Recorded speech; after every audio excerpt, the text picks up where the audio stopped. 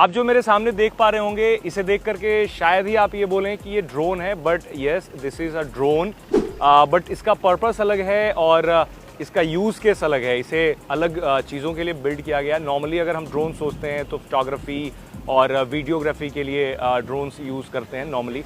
But हमारे साथ उत्तम कुमार हैं, ये ब्लू जे के को फाउंडर हैं। तो मुझे इससे बेटर क्या होगा कि ये खुद एक्सप्लेन कर दें आप लोगों के लिए कि इसका पर्पस क्या है और इसके पीछे बनाने का आइडिया क्या है। अभी यहाँ पे भारत मोबिलिटी का एक एक्सपो लगा हुआ है, उसमें इन्होंने शोकेस किया है। तो आप सबसे पहले इस ड्रोन को बनाने का आपको आइडिया कहाँ से आया, मतलब कि इस तरह की चीज़ें कुछ करते हैं? पहली बात धन्यवाद आपको इंटरेस्ट लेने में हमारी क्राफ्ट पे। तो बेसिकली आइडिया ये था कि कनेक्टिविटी लाना, अगर जो भी है हमारे जैसे देशों के लिए आज जो भी इंफ्रास्ट्रक्चर है जो बनती है, इसमें बहुत सारा पैसा लगता है और इसमें और भी समय लगता है ये सब बिल्ड करने में। तो सोच ये है कि ये आप एक vertical take off and landing aircraft जो हमारी इंडिया में ड्रोन की तरह हम सर्टिफाई कर रहे हैं, इससे जोड़े कि प्लेसेस को जोड़े अंडर सर्व्ड रीजन्स जो भी है, और अर्बन एयर मोबिलिटी भी एक हिस्सा है जहाँ पे आप फास्टर कनेक्टिविटी ढूंढ रहे हैं। तो बेसिक मतलब मेन पर्पस क्या सर्व करेगा ये ड्रोन? ये कनेक्टिविटी का ही प्रॉब्लम सर्व करेगा। मतलब इंसानों को लेकर के जाएगा या फिर सामान इसमें लोड करके पहुंचाया जा सकेंगे इन फ्यूचर, या फिर दोनों? तो ये स्टार्ट होगा कार्गो से। ये हमारा पहला एयरक्राफ्ट कार्गो केपेबल होगा, बट हम पैसेंजर के लिए भी बिल्ड कर रहे हैं, तो ये लोगों को भी लेके जाएगा। बट हमारा सोच ये है कि आप इसको पहले टेक्नोलॉजी को पहले लोगों तक ले जाए फॉर कार्गो इंडस्ट्री, जहाँ पे आप एक रियल प्रॉब्लम अभी सॉल्व कर रहे हैं। सो ये एक्चुअली मैं पूछना चाह रहा था कि कितना पेलोड उठा सकता है ये? जी, तो ये 100 किलो ले जा सकता है, 100 kgs इज द पेलोड। और इसको हम जब मार्केट में लाएंगे ये 300 किलोमीटर के रेंज से आएगा। 300 किलोमीटर? जी। तो ये जो आप आश्चर्य है इसका, हम ये कर पा रहे हैं, इसका मेन रीजन हाइड्रोजन।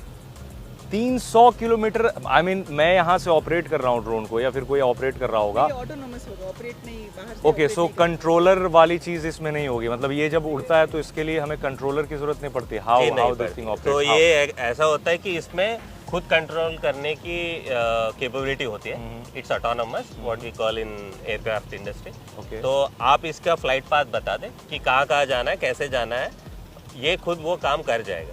बट जब हमारे पहले वर्जन हम यूज़ करेंगे तो एक आदमी बैठेगा जो ये मॉनिटर करेगा इस क्राफ्ट को, वो कंट्रोल नहीं करेगा। Is there for a safety. Okay, एक कोई ना कोई इंसान होगा, इंसान होगा, उसको हम ग्राउंड स्टेशन बोलते हैं, जैसे वैशाली ने बताया। तो बट वहाँ रह करके वो कुछ मैनेज नहीं कर पाएगा फ्लाइट पाथ को लेकर के, या फिर इन सब सारी चीजों को लेकर? कर पाएगा जब जरूरत पड़ेगी। अच्छा, जब वो नहीं करेगा जब वो अपना काम वो खुद कर रही है। ओके, तो अब जैसे आपने हाइड्रोजन का बताया, तो 300 किलोमीटर सिंगल चार्ज में, या फिर किस तरीके से इसकी मतलब फ्यूल का क्या है, बैटरी का क्या सिस्टम है? जी, इसमें हाइड्रोजन भी होगा और थोड़ा सा छोटा सा बैटरी भी होगा। तो ये प्योरली इलेक्ट्रिक वर्जन है, ये प्रोटोटाइप। जो हाइड्रोजन है वो हम वो डेवलप कर रहे हैं, वो इस एयरक्राफ्ट में उड़ेगा ये साल के अंदर, वो है हमारा टारगेट। तो ये दोनों बैटरी और हाइड्रोजन मिलके काम करेंगे, और ईच ट्रिप में आप 300 किलोमीटर के बाद उसको रिफ्यूल करेंगे एक हाइड्रोजन। 300 किलोमीटर, बट 300 किलोमीटर के बाद फिर हाइड्रोजन से उसको रिफिल करना पड़ेगा। और एक चीज़ और, अभी फिलहाल अभी की बात करें तो ये प्रोटोटाइप स्टेज में है, या फिर प्रोटोटाइप स्टेज से आगे आ चुका है, या फिर कमर्शियल? आपको ऐसा कब लगता है कि मैं उन्हें दिल्ली में या फिर कहीं पे भी उड़ते हुए देख सकता हूँ?